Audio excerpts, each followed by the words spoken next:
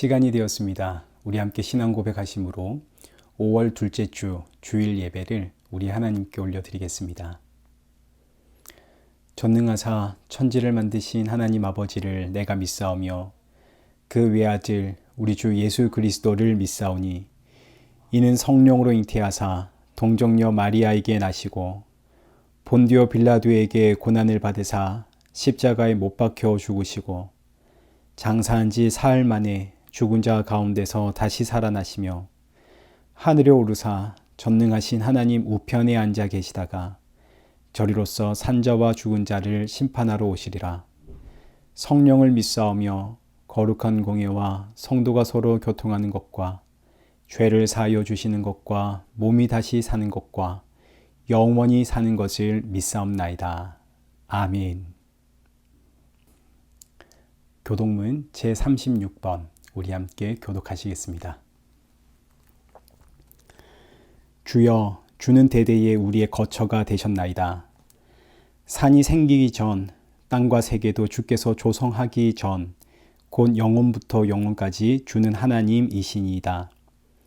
주께서 사람을 티끌로 돌아가게 하시고 말씀하시기를 너희 인생들은 돌아가라 하셨사오니 주의 목전에는 천년이 지나간 어제 같으며 밤의 한순간 같을 뿐임이니이다. 주께서 그들을 홍수처럼 쓸어 가시나이다. 그들은 잠깐 자는 것 같으며 아침에 돋는 풀 같으니이다.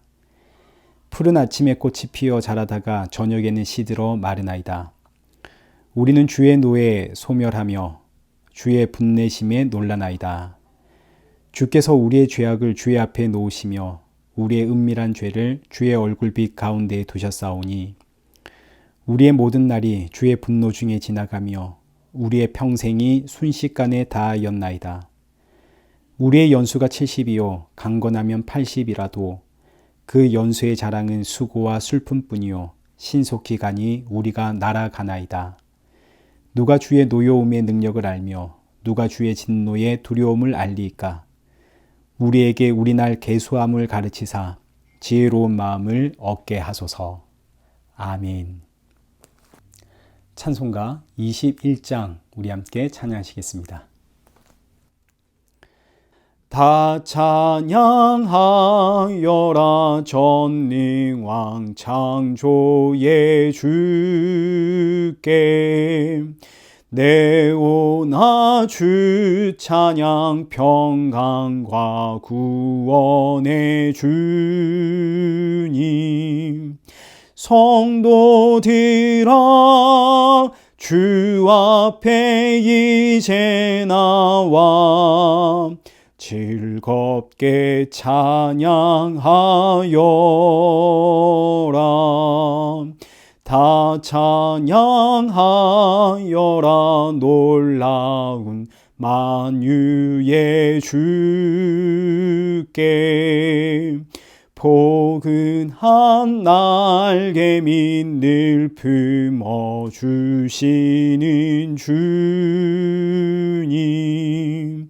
성도들아 주님의 뜻 안에서 내 소원 다 이루리라. 다 찬양하여라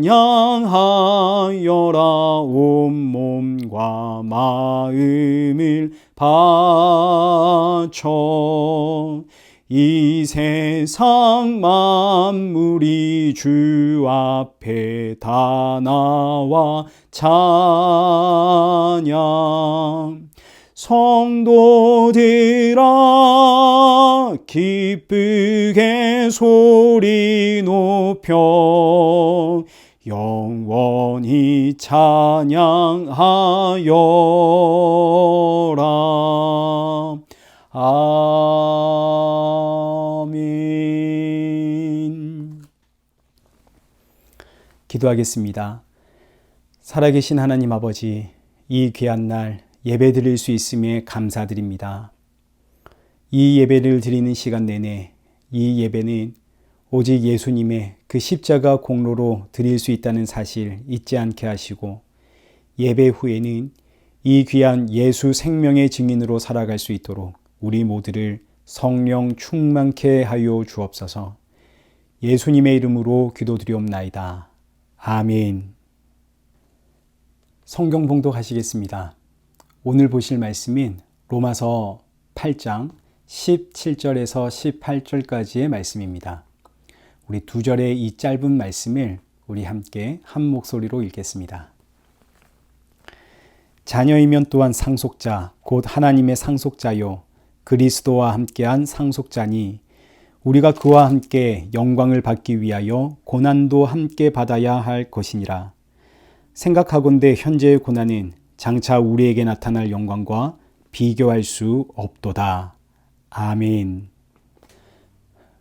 교회 소식 알려드리겠습니다. 우리 헌금과 말씀 후원은 이 옆에 있는 이 영상란을 참고 부탁을 드립니다. 계속해서 우리 일회교회의 새로운 예배처를 위해서 기도 부탁을 드립니다. 주일 예배를 유튜브에 올리고 있지만 가능하시면 주일 예배 시간에 줌으로 들어오셔서 우리 함께 예배 드리면 큰 힘이 되겠습니다. 익명으로 참여하실 수도 있고 또 얼굴을 가리고도 참여하실 수 있으니까요. 우리 부담 가지지 마시고 우리 함께 줌으로 예배 시간에 함께 참여해 주시길 부탁을 드립니다. 줌으로 드리는 온라인 예배 시간인 수요 예배는 수요 저녁 7시, 새벽 기도는 월요일부터 금요일까지 아침 6시 30분, 그리고 주일 예배는 오전 10시가 되겠습니다. 참여하시는 방법은 줌으로 들어오셔서 778-878-5238을 입력하시면 됩니다. 신앙 상담을 원하시는 분은 이 아래의 연락처로 연락을 주시면 되겠습니다. 오늘 살펴볼 본문의 말씀은 로마서 8장 17절에서 18절까지의 말씀입니다. 고난이란 무엇인가? 성도는 왜 고난을 받아야 하는가? 라는 주제로 오늘 본문의 말씀을 살펴보겠습니다. 지난주에는 하나님을 아빠, 아버지라 부르는 것이 어떤 의미인지에 대해서 우리 함께 살펴보았습니다. 성도가 하나님을 아빠, 아버지라 부른다는 의미는 존재의 이야기이지 소유의 이야기가 아닙니다. 나는 이제 천지를 창조하신 하나님을 아빠, 아버지라 부르는 존재가 되었습니다. 이때 중요한 것은 어떻게 하나님을 아빠, 아버지라 부르는 존재가 되었는가? 예수님 때문이죠. 예수님이 나의 죄를 짊어지고 십자가에 죽으시고 부활하신 이후에 그 영을, 그 양자의 영, 그 예수님의 영을 내 안에 넣어주심으로 우리가 하나님을 아빠, 아버지라 부르게 되었습니다. 그러니까 내가 하나님을 아빠, 아버지라 부르게 된 것은 예수님 때문입니다. 예수님이 아니면 나는 아무것도 아닙니다. 예수님이 아니면 나는 그저 진노의 자녀일 뿐입니다. 따라서 내가 하나님을 아빠, 아버지라 부르는 것은 예수님 때문에 가능하게 되었다는 존재의 이야기입니다. 내가 어떻게 하나님을 아빠, 아버지라 부르는 존재가 되었는가? 예수 그리스도 때문에. 예수님의 그 십자가 공로로 나는 하나님을 아빠, 아버지라 부릅니다. 존재의 이야기입니다. 그런데 이 말씀을 제대로 이해를 못하면 우리 생각은 자꾸 이 말씀을 소유의 생각으로 가져가게 됩니다. 하나님이 나의 아버지가 되셨으니 이제 하나님이 나에게 뭘 주실까? 천지를 창조하신 하나님이 나의 아버지가 되었고 그 하나님이 그 아들조차 아끼지 않고 내어 주실 만큼 나를 사랑하시니 이제 하나님이 나에게 뭐 주실까? 하나님을 아버지라 부르는 것을 자꾸 이 땅에서 내가 가지게 될 소유의 문제로 생각하게 되는데 여러분 그렇지가 않습니다. 그런 이야기가 절대로 아닙니다. 성경을 보십시오. 골로새서 3장 1절과 2절입니다. 그러므로 너희가 그리스도와 함께 다시 살리심을 받았으면 위의 것을 찾으라. 위의 것을 생각하고 땅의 것을 생각하지 마라. 5절. 그러므로 땅에 있는 지체를 죽이라. 곧 음란과 부정과 사욕과 악한 점욕과 탐심이니 탐심은 우상 숭배니라. 하나님을 아버지라 부르게 되니 하나님 아버지가 우리에게 주시는 말씀이 뭐냐면 위의 것을 생각하고 땅의 것을 생각하지 마라. 땅에 있는 너의 그 지체를 죽여라. 탐심을 버려라. 이 의미는 하나님께서 우리에게 이 땅의 것들을 준다는 뜻입니까? 안 준다는 뜻입니까? 안 준다는 뜻입니다. 그런데 우리는 하나님을 아빠, 아버지라 부르게 된 것을 소유의 문제라고 생각하게 되니까 하나님, 저에게 이것저것 주시면 저는 주님에게 이리저리 하겠습니다. 하나님, 로또에 당첨되게 하시면 제가 주를 위해 교회도 짓고 선교 사업도 하고 이런 좋은 일 많이 하겠습니다. 자꾸 이런 소유의 문제로 생각하고 하나님을 아버지라고 부르게 되는데 여러분, 그렇지 않습니다. 하나님을 아빠, 아버지라 부르게 된 것은 이제 내가 하나님의 아들이고 하나님이 나의 아버지가 되시니 하나님 아버지가 내 문제를 척척 해결해 주시겠지. 나에게 필요한 것 때를 따라 하나님이 다 주시겠지. 여러분, 이런 소유의 이야기가 아닙니다. 하나님을 아빠, 아버지라 부르게 된 것은 언제나 존재의 이야기입니다. 내가 누구로 인해 하나님을 아빠, 아버지라 부르는 존재가 되었는가? 예수 그리스도를 통하여. 이 예수님이 아니면 나는 아무것도 아니구나. 바로 이것이 하나님을 아빠, 아버지라 부르게 되는 존재가 되었다라는 뜻입니다. 그래서 오늘 본문 17절 말씀을 보십시오. 자녀이면 또한 상속자, 곧 하나님의 상속자요. 그리스도와 함께한 상속자니 우리가 그와 함께 영광을 받기 위하여 고난도 함께 받아야 할 것이니라. 하나님의 상속자가 되었습니다. 하나님의 자녀가 되었죠. 그럼 이제 하나님이 우리에게 좋은 거 주셔야 되는 거 아닙니까? 이 땅에서의 필요 채워주시고 이 땅에서의 모든 문제 해결해 주시고 그래야 하시는 거 아닙니까? 그런데 이어지는 말씀을 보니까 하나님의 자녀, 하나님의 상속자, 하나님을 아빠, 아버지라 부르는 존재가 되었는데 세상에 고난을 받는답니다. 아니, 고난은 있다가도 없어져야 하는 거 아닙니까? 하나님이 내 아버지신데 왜 내가 고난을 받는단 말입니까? 왜냐하면 지금 이 말씀이 자꾸 반복을 드리지만 하나님을 아빠, 아버지라 부르게 된 것은 존재의 이야기이기 때문입니다. 내가 어떻게 하나님을 아빠, 아버지라 부르게 되었는가? 예수님 때문에. 예수님이 아니면 난 아무것도 아닙니다. 이 의미는 이제 예수님이 나의 삶의 주인이 되었다는 뜻입니다. 예수님이 나의 주인이 되시면 난 이제 내 뜻대로 살 수 있나요, 없나요? 내 뜻대로 살 수 없죠. 그럼 나는 이제 누구의 뜻대로 사나요? 예수님의 뜻대로 삽니다. 나의 주인이고 나의 머리 대신 예수님의 뜻대로 사는 인생. 그러니 보십시오. 내 뜻대로 살 수가 없으니 이게 고난 아닙니까? 그런데 이 고난을 성경은 형통이라고 말합니다. 창세기 39장에 요셉이 형들에 의해서 머나먼 땅에 노예로 팔려가는 사건이 기록이 됩니다. 요셉의 입장에서는 고난도 이런 고난이 없죠. 하루아침에 형들에 의해서 저 머나먼 땅에 노예로 팔려갑니다. 그런데 놀랍게도 성경은 이것을 형통이라고 말합니다. 심지어 노예로 팔린 요셉이 억울한 누명을 쓰고 감옥에 갇힙니다. 그런데 성경은 이것을 형통이라고 말합니다. 요셉의 입장에서는 고난도 이런 고난이 없죠. 그 인생이 완전히 절망입니다. 17살의 나이에 노예로 팔려가서 종살이를 하다가 무려 30살까지 10년을 넘게 감옥에 갇혀 살게 됩니다. 이건 고난 정도가 아니라 절망도 이런 절망이 없는 거죠. 인생이 완전히 끝난 거 아닙니까? 그 좋은 시절을, 인생에서 가장 복되고 아름답고 활기찬 그 복된 시간을 햇빛 한 점 들어오지 않는 감옥에서 모두 보냈습니다. 그런데 성경은 이걸 형통이라고 말합니다. 왜요? 이게 누구의 뜻이니까요? 하나님 아버지의 뜻이니까요. 하나님 아버지의 뜻이 이루어지니 이건 형통. 내 입장에서는 내 뜻대로 살 수가 없으니 고난. 그러나 반대로 나의 머리가 되시고 주인 되시는 예수 그리스도의 뜻대로 되니까 이건 형통. 자, 여러분, 여기서 이단과 교회의 명확한 차이가 드러납니다. 이단들의 가르침은 항상 고난을 면해 주겠다입니다. 여러분, 아프십니까?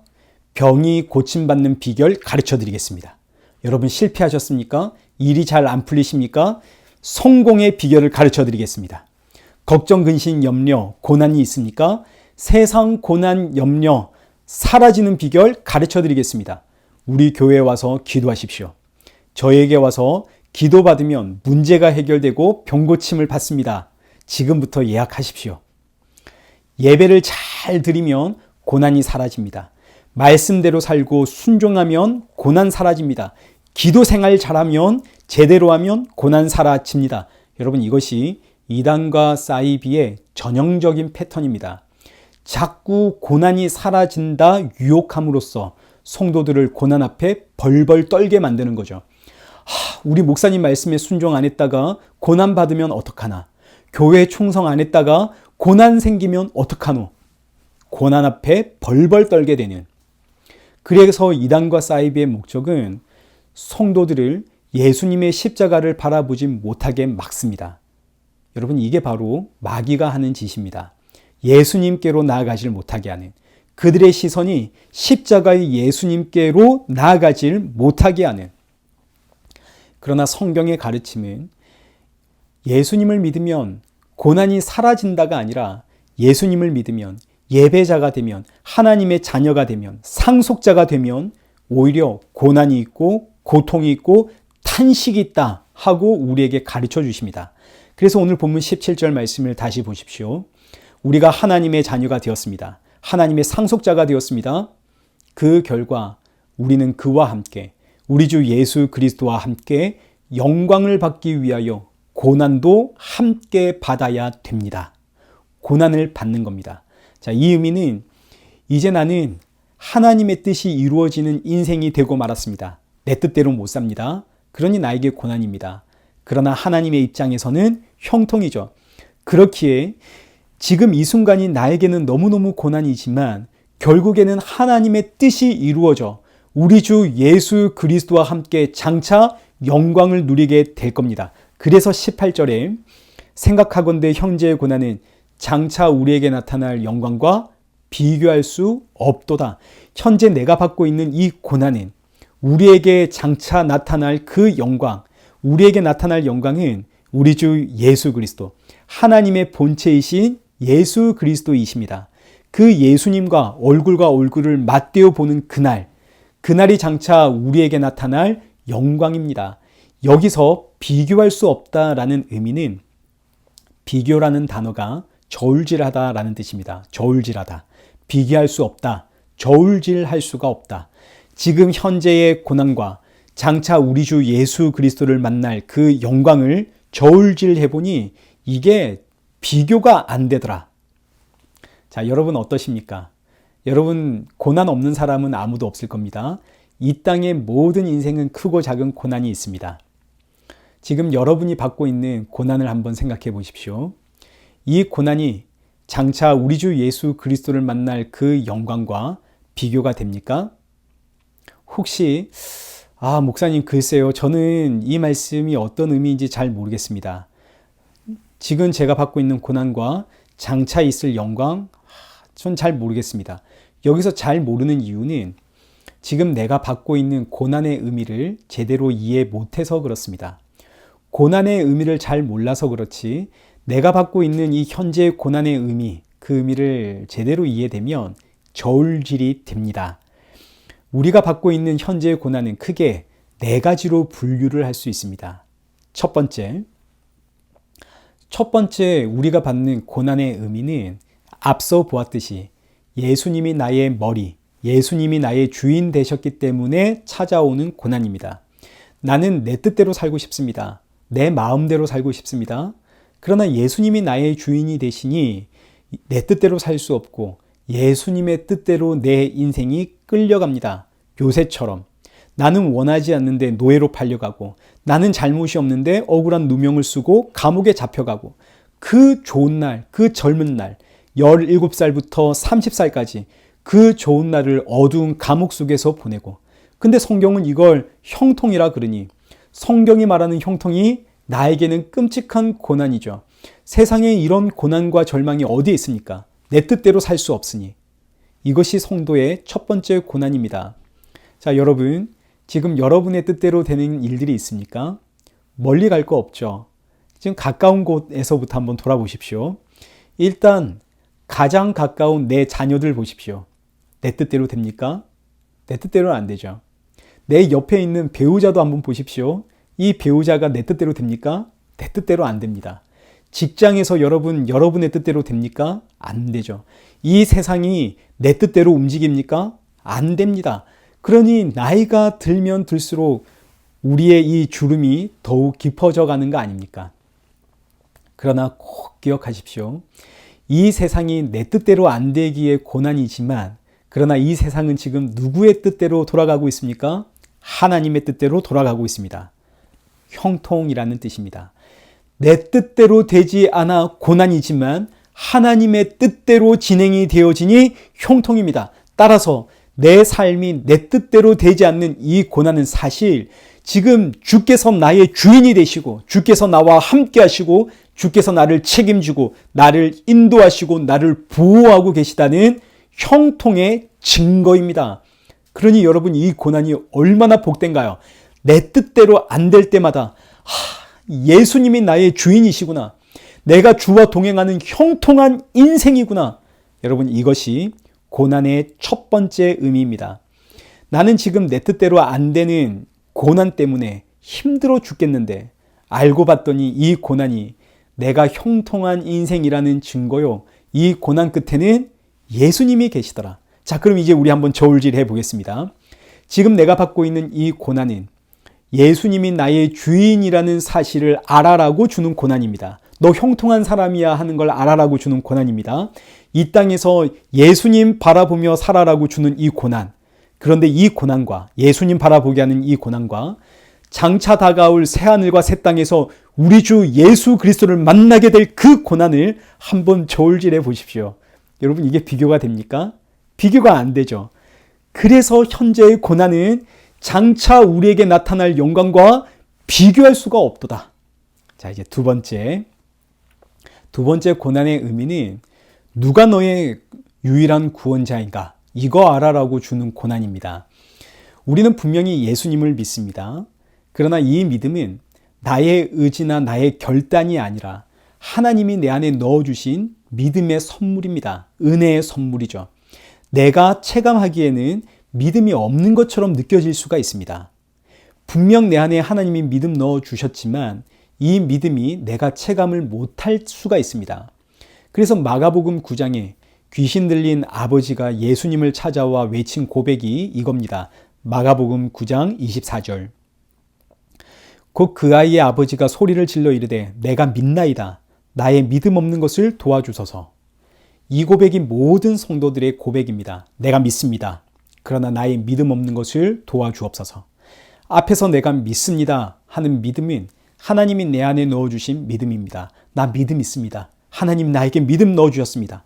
그러나 이 믿음이 나에게 체감되어지는 것은 마치 내가 믿음 없는 사람처럼 체감됩니다. 왜냐하면 난 지금 죄에 너무너무 무기력하거든요. 너무너무 연약합니다. 그래서 외치는 말이 나의 믿음 없음을 도와주옵소서. 모든 성도의 고백입니다. 분명히 예수님 믿는 믿음이 우리 안에 있습니다. 그러나 나는 여전히 세상을 의지하며 살아가고 있습니다. 분명히 믿음이 있는데 세상을 쫓아가며 살아가고 있습니다. 세상의 것으로 인해 웃고, 세상의 것으로 인해 울고, 세상의 것으로 인해 속상하고 답답해하고, 세상의 것으로 인해 무릎 꿇고 기도하는, 지금 우리가 다 이렇게 살고 있죠. 예수님을 분명히 믿고 삽니다. 이 신앙의 고백이 있습니다. 그러나 우리의 실상은 돈, 명예, 권력, 정치, 경제, 사회, 문화, 과학 등등을 의지하며 살아가고 있는 인생입니다. 돈이 없으니 돈 벌려고 돈을 쫓아가고, 돈이 있으면 이 돈을 불리기 위해 투자하고, 부동산에 투자하고, 주식에 투자하고, 그보다 돈이 더 많으면 이제 그 돈으로 명예를 사고, 권력을 사고, 정치를 하고, 사회 사업을 하고, 우리 모든 인생이 다 이렇게 살아가고 있습니다. 그래서 하나님은 성도에게 고난을 주십니다. 내가 돈을 쫓아 살아가고 있다면 고난을 통해서 돈이 정말 너의 구원자인가? 너 다시 한번 확인해라. 명예를 쫓아가고 있다면 고난을 통해서 너의 그 쫓아가는 명예가 정말 너를 구원하는 구원자이냐? 세상을 쫓아가고 있다면 고난을 통해서 이 세상이 정말 너의 구원자인가? 너 다시 한번 확인해 보아라. 그래서 오는 고난입니다. 너의 참된 구원자가 누구냐? 이 고난을 고린도후서 1장 8절과 9절에서는 이렇게 표현을 했습니다. 형제들아, 우리가 아시아에서 당한 환난을 너희가 모르기를 원하지 아니하노니 힘에 겹도록 심한 고난을 당하여 살 소망까지 끊어지고 우리는 우리 자신이 사형 선고를 받은 줄 알았으니 이는 우리로 자기를 의지하지 말고 오직 죽은 자를 다시 살리시는 하나님만 의지하게 하심이라. 사도 바울의 고난을 한번 보십시오. 살 소망이 끊어지는 마치 사형 선고를 받은 것과 같은 고난을 받았다 그럽니다. 이런 고난을 받은 이유가 뭡니까? 오직 죽은 자를 다시 살리시는 하나님만 의지하게 하려고 주시는 고난이랍니다. 이 세상의 성공, 명예, 권력, 재물, 사람 이런 것 의지하는 인생 되지 말라고 주시는 고난, 오직 죽은 자를 다시 살리시는 하나님만 의지하라고 주시는 고난. 근데 이 고난이 어느 정도의 고난인지 마치 사형 선고를 받은 것 같은 고난, 살 소망을 끊어버릴 만큼의 고난. 그러나 여러분, 이 고난을 너무 두려워하지 마십시오. 이 고난의 목적은 우리에게 두려움을 주는 것이 목적이 아니라 예수 그리스도, 죽은 자를 다시 살려내시는 그 예수 그리스도를 의지하게 하는 고난입니다. 이걸 오해하시면 안 됩니다. 아이고, 세상에 예수를 믿으면 살 소망까지 끊어지는 그런 고난 주신단다. 아이고, 사형 선고 받은 것 같은 그런 고난 주신단다. 아이고, 무서워라. 여러분, 이런 뜻이 아닙니다. 그만큼 예수님만이 나의 구원자임을 알아라는 뜻입니다. 좀 더 분명하게 표현하자면 여기서 살 소망이 끊어지고 마치 사형 선고를 받은 것과 같다라는 이 의미는 이어지는 고린도후서 4장 10절에서 보다 명확하게 이 의미가 드러납니다. 4장 10절 말씀을 보십시오. 우리가 항상 예수의 죽음을 몸에 짊어짐은, 모든 성도는 예수 그리스도의 죽음을 몸에 짊어집니다. 예수 그리스도의 죽음을 몸에 짊어진다. 이게 무슨 이야기일까요? 여러분, 예수님을 누가 죽였습니까? 내가 죽였죠. 나의 무엇이 예수님을 죽였나요? 나의 죄가 예수님을 죽였습니다. 근데 이 죄가 지금 사라졌나요? 아니면 여전히 나오고 있나요? 여전히 나오고 있죠. 그러니 성도는 내 몸에서 끊임없이 터져 나오는 나의 이 죄와 악함을 볼 때마다 뭘 깨달아야 할까요? 내가 예수를 죽였구나. 이것이 바로 고린도후서 4장 10절, 내가 항상 예수의 죽음을 몸에 짊어진다라는 뜻이요. 이것이 산 소망이 끊어지고 사형 선고 받은 것과 같은 저와 여러분의 모습입니다. 그러니 고난이란 사실상 내 안에서 터져 나오는 이 죄, 예수님을 죽인 죄가 내 안에서 끊임없이 터져 나오는 것을 바라보는 것, 이게 고난이죠. 이 고난이 나를 살 소망을 끊어버리고 사형 선고받은 자처럼 만들어냅니다. 그러나 이 고난의 목적은 내가 예수님을 죽인 죄인이구나, 이게 목적이 아니라 이런 나를 예수님이 살리셨구나, 예수님만이 나의 유일한 구원자이구나, 이것이 바로 이 고난의 목적입니다. 그러니 보십시오. 고난이 얼마나 복된지. 고난은, 내 삶에 있는 고난은 나의 모든 걸 통해서 예수님만이 나의 구원자임을 깨닫게 만듭니다. 그러니 현재의 고난은 너의 참된 구원자가 누구냐? 돈이냐, 명예냐, 그 재산이냐? 무엇이 너의 참된 구원자인가? 너 안에서 터져 나오는 그 죄를 보아라. 너의 구원자는 누구냐? 그러니 이 고난의 끝에도 결국은 예수님이 계시죠. 고난은 예수님을 바라보게 합니다. 그러니 보십시오. 이제 예수님을 바라보게 하는 이 현재의 고난과 장차 새하늘과 새 땅에서 우리 주 예수 그리스도를 만나게 될 그 영광, 저울질해 보십시오. 저울질이 되시죠? 비교가 됩니까? 비교가 되지 않죠. 그래서 본문에 18절 생각하건대 현재의 고난은, 예수 그리스도를 바라보게 하는 이 고난은 장차 우리에게 나타날 그 영광과 비교가 안 되는 겁니다. 자, 이제 세 번째입니다. 세 번째 성도의 고난이란 그리스도의 남은 고난을 내 몸에 채우는 겁니다. 골로새서 1장 24절 말씀을 보십시오. 나는 이제 너희를 위하여 받은 괴로움을 기뻐하고 그리스도의 남은 고난을 그의 몸된 교회를 위하여 내 육체에 채우노라. 성도의 고난은 그리스도의 남은 고난을 몸된 교회를 위하여 내 육체에 채우는 것인데, 아니, 그리스도의 남은 고난이 있습니까? 이 대체 무슨 이야기입니까? 그리스도의 남은 고난이라니. 자, 일단 그리스도의 고난이란 예수 그리스도의 십자가 사건을 뜻합니다. 십자가의 고난으로 예수님은 성도를 살리셨습니다. 구원하셨습니다. 이 사건은 역사적으로는 2000년 전에 일어난 사건이지만, 그러나 이 사건이 나에게 임할 때는 언제나 현재형으로 다가옵니다. 십자가를 지신 예수님이 그 십자가를 지고 나를 찾아오시는 거죠. 어느 시대를 막론하고 예수님이 자기 백성 찾아가실 때는 언제나 그 십자가를 지고 찾아가십니다. 사도 바울이 다메섹에서 예수님을 만날 때 예수님이 사도 바울에게 바울아 바울아 나는 네가 핍박하는 예수다. 십자가의 고난, 그 핍박을 짊어지고 사도 바울을 만나주신 예수님. 예수님은 언제나 십자가를 지고 자기 백성을 찾아가십니다. 저와 여러분도 그 십자가를 지신 예수님을 만났기 때문에 오늘 우리는 그 십자가의 보혈을 의지하고 이렇게 예배를 드릴 수가 있는 겁니다. 그러니 십자가의 고난은 성도들에게 항상 현재형입니다. 그런데 이때 예수님의 십자가 사건이 어떻게 자기 백성들을 찾아가는가? 로마서 10장 14절 보십시오. 그런즉 그들이 믿지 아니하는 일을 어찌 부르리요? 듣지도 못한 일을 어찌 믿으리요? 전파하는 자가 없이 어찌 들으리요? 보내심을 받지 아니하였으면 어찌 전파하리요? 이 말씀은 십자가의 복음 전하는 자가 없는데 어떻게 사람들이 복음을 듣겠습니까? 예수님의 십자가는 언제나 증인된 성도들을 통해서 전달이 되는 겁니다. 성도를 통해 복음이 증거될 때 예수님은 십자가를 지고 자기 백성들을 만나 가시는 거죠. 자, 그러면 이때 복음을 전하는 성도들의 모습, 이때 이 성도들의 모습을 골로새서 1장 24절에서 그리스도의 남은 고난을 그의 몸된 교회를 위해 자기 육체에 채운다 이렇게 표현을 하는 겁니다. 복음을 전할 때의 저와 여러분의 모습을 한번 생각해 보십시오.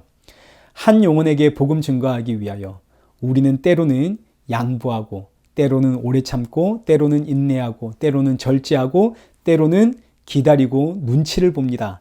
이것이 복음을 전하는 성도의 고난입니다. 그냥 내 성질대로 한다면 들이받겠지만 복음 때문에 내가 또 참고 인내하고 할 말 안 하고 절제하고, 이것이 그리스도의 복음을 위해 그 몸된 교회를 위해 자기 육체에 그리스도의 남은 고난을 채우는 겁니다. 그래서 이 고난을 성경은 산통, 해산의 고난이라고 표현을 합니다. 갈라디아서 4장 19절 말씀을 보시죠. 나의 자녀들아 너희 속에 그리스도의 형상을 이루기까지 다시 너희를 위하여 해산하는 수고를 하느니. 해산의 수고, 산통이라는 뜻입니다. 산통은 이 아기를 낳는 고통 아닙니까? 세상 모든 사람들의 고난은 고통을 가지고 오는데 그 고통은 전부 죽음으로 가는 고통입니다. 내버려 두면, 그냥 가만히 두면 모든 사람들은 전부 절망과 사망과 죽음의 고통으로 갑니다. 그러나 복음을 위한 고난은 해산의 수고, 산통입니다. 생명이 태어나는 고통입니다. 얼마나 놀라운 복입니까? 우리의 고난은 죽음으로 향해 가는 고난이 아니라 생명을 잉태하고 생명을 낳는 고난입니다. 놀라운 복이죠. 어떤 이들은 성도의 고난을 이야기할 때 예수님 때문에 치루는 대가 지불이다 이렇게 표현을 합니다. 그러나 여러분, 복음은 하나님의 은혜요 하나님의 선물인데, 이유 없고 조건 없는 선물인데 여기에 무슨 우리의 대가 지불이 있습니까? 여러분, 신앙생활에는, 믿음에는 대가 지불이라는 것이 없습니다. 무슨 대가 지불을 하나요? 모든 것은 전부 은혜요 복입니다. 지금까지 우리가 살펴본 고난들을 한번 돌아보십시오. 모든 고난이 대가 지불이 아니라 전부 성도를 위한 것들입니다. 성도를 위한 것이고 성도의 유익을 위한 복입니다. 첫째, 예수님이 나의 주인이기 때문에 받는 고난. 이 고난은 형통의 복 아닙니까? 둘째, 누가 너의 참된 구원자인가? 이걸 알려주려는 고난. 항상 예수 그리스도의 그 죽음을 이 몸에 짊어짐으로 나는 이런 죄인이지만, 나는 이렇게 세상 쫓아가는 죄인이지만 예수 그리스도 때문에 삽니다. 예수님만이 나의 유일한 구원자입니다. 이걸 항상 일깨워주는 생명의 복이 고난입니다. 성도의 유익이죠. 셋째, 내 몸에 그리스도의 남은 고난을 채워 넣음으로 생명을 살립니다. 생명을 살리는 이 놀라운 복음 사역에 동참시키는 은혜의 복, 고난을 통해 생명을 낳습니다. 그러니 성도의 고난은 여러분 대가 지불이 아닙니다. 전부 성도의 복입니다. 전부 성도의 은혜입니다. 그리고 이 고난 끝에는 항상 우리 주 예수 그리스도와 만나는 영광이 있습니다. 그러니 이 현재의 고난과 장차의 영광 저울질해 보십시오. 비교가 됩니까? 현재의 고난도 복인데 장차 다가올 그 영광이 얼마나 복될지 비교가 안 되죠. 마지막입니다. 넷째, 성도의 고난은 예수님이 나를 택하셨다는 증거가 됩니다. 요한복음 15장 19절입니다. 너희가 세상에 속하였으면 세상이 자기의 것을 사랑할 것이나 너희는 세상에 속한 자가 아니요 도리어 내가 너희를 세상에서 택하였기 때문에 세상이 너희를 미워하느니라. 예수님이 나를 택하셨기 때문에 세상이 나를 미워하는 겁니다. 그래서 받는 고난입니다. 신앙생활을 시작하면 마귀가 그냥 두질 않습니다. 마귀가 우리를 거룩하게 살도록 그냥 두지를 않는 거죠. 내 마음은 정말 예수님처럼 살고 싶습니다. 기도하고 싶고 말씀을 읽고 싶고 오래 참고 싶고 사랑하며 살고 싶고 온유하게 살고 싶고 절제하며 용서하며 그렇게 살고 싶습니다. 근데 마귀는 자꾸 이런 나의 환경을 오래 참지 못하는 환경으로 조건들 앞에 감사하지 못하게 만드는 이웃들과 다툼으로 기도하는 시간이 없는 환경으로 성경 읽을 시간이 없도록 자꾸 우리의 환경을 그렇게 만들어 갑니다. 세상이, 환경과 조건이 나를 미워하는 거죠. 난 그저 말씀대로 살고 싶은데 나를 그냥 가만두질 않습니다. 그러나 이때 사랑하는 성도 여러분, 낙심하지 마십시오. 세상이 나를 미워하는 이유가 뭐라고요? 예수님이 나를 부르셨고 예수님이 나를 택했기 때문입니다. 내가 속한 나라는 더 이상 이 세상 나라가 아니기 때문에 세상에 속한 모든 환경과 조건이 나를 미워하는 거죠. 그러니 이 세상에서 미움을 당할 때마다 내가 속한 상황과 환경과 조건들이 나를 미워할 때마다 사랑하는 성도 여러분, 감사하십시오. 왜요? 이 고난들은 내가 하나님의 백성이라는 참 증거입니다. 이것보다 확실한 증거가 없죠. 예수님께 속했기 때문에 세상이 나를 미워합니다. 이때 세상이 나를 미워하는 것은 내가 못난 짓을 해서 미워하는 그런 미움 아닙니다.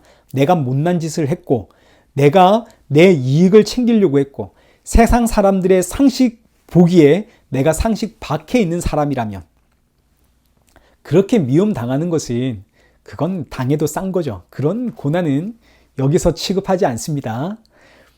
그건 고난이 아니죠. 그건 내가 잘못한 거 아닙니까? 여기서 말하는 고난은 내가 누군가에 피해 준 적도 없고 윤리 도덕적으로 참 바르고 반듯한 사람인데도 불구하고 찾아오는 고난들입니다.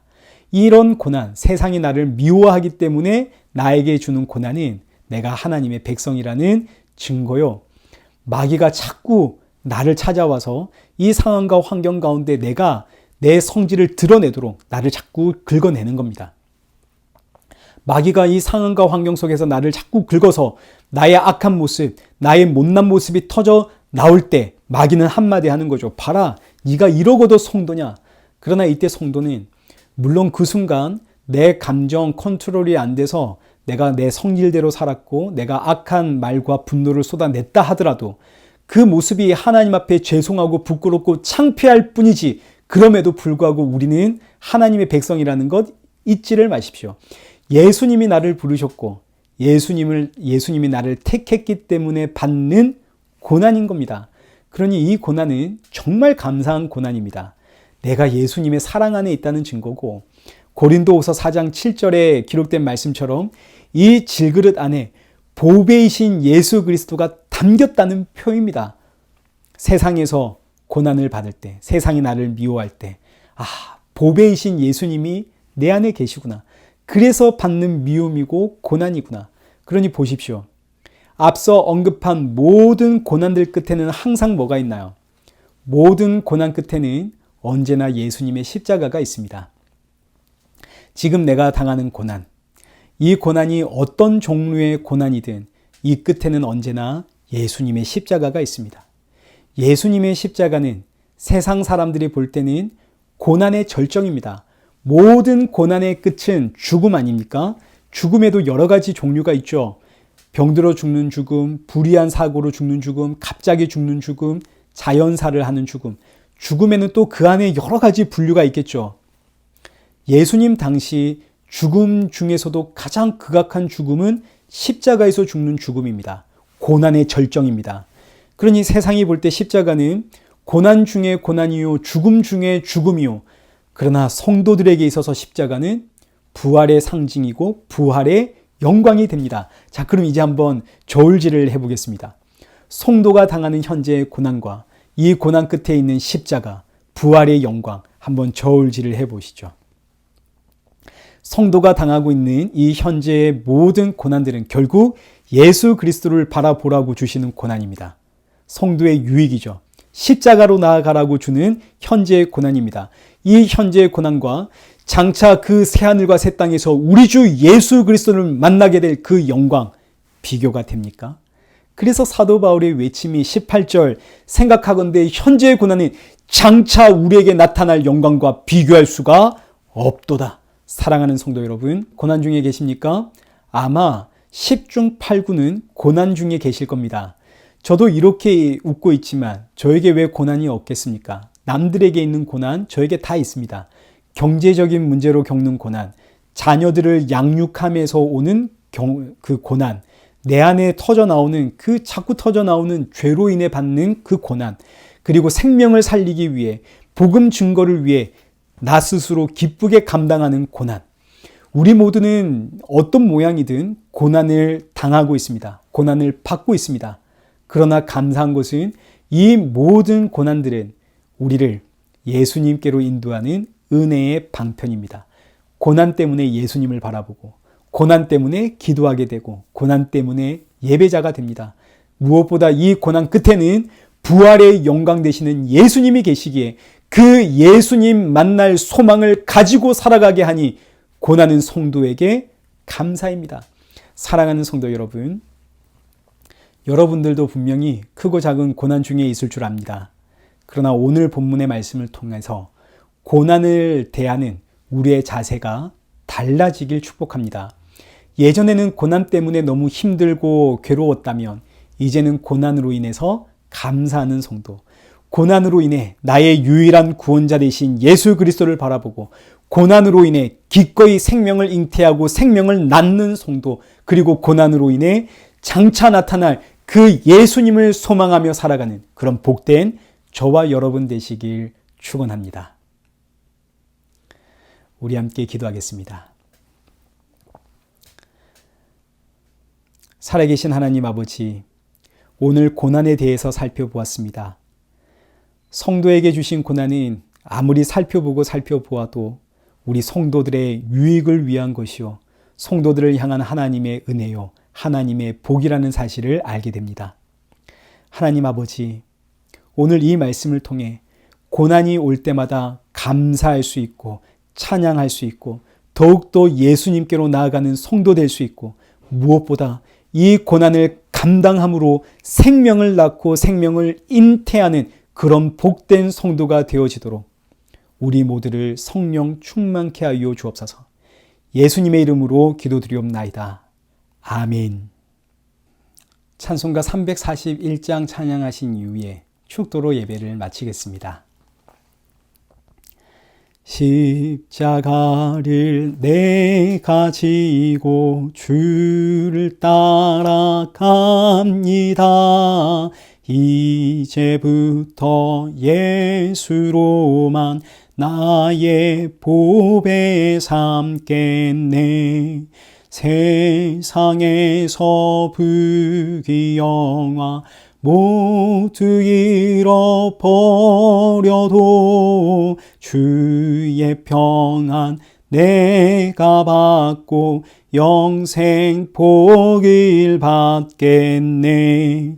주도 곤욕 당했으니 나도 곤욕 당하리. 세상 사람 간사하나 예수 진실합니다. 예수 나를 사랑하사 빛난 얼굴 보이면 원수들이 미워해도 염려할 것 없겠네. 내가 핍박 당할 때에 주의 품에 안기고 세상 고초 당할수록 많은 위로 받겠네. 주가 주신 기쁨 외에 기뻐할 건 무엇냐. 주가 나를 사랑하니 기뻐할 것뿐일세. 이제는 우리 주 예수 그리스도의 은혜와 성부 하나님의 크신 사랑과 성령 하나님의 위로교통 충만하심이 고난을 통해 감사하며 찬양하며 더욱 우리 주 예수 그리스도 바라보며 그 예수 그리스도 다시 오실 그날 사모하며 살아가는 우리 이레교회와 성도들과 온 세계교회 머리머리 위에 이제로부터 영원토록 함께 있을지어다. 아멘.